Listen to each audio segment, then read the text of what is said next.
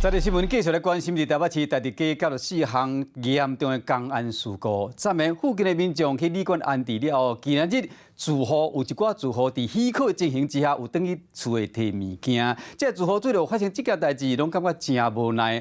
审讯会当转去住，这住户唔敢期待，只能讲先找一个暂时的所在来住。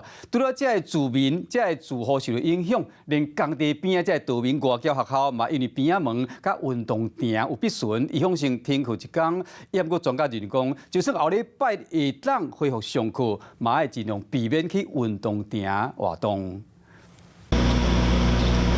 轿车拄捌去驶，这条路袂当行，因为头前流入去的所在，还搁伫咧施工，警察救防锁线管制现场的交通。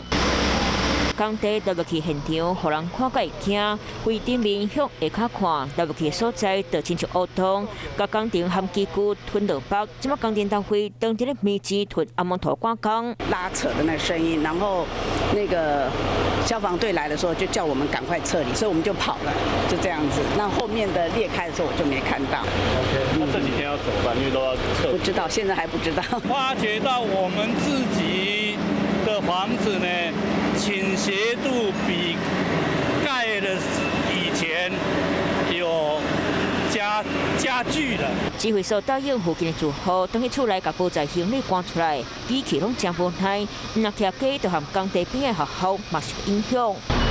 道明外交学校边的门比一船真大船，就含学校内底运动场嘛变甲真大坑。教育局评估过，决定今仔日停课一天，恢复上课的时间内。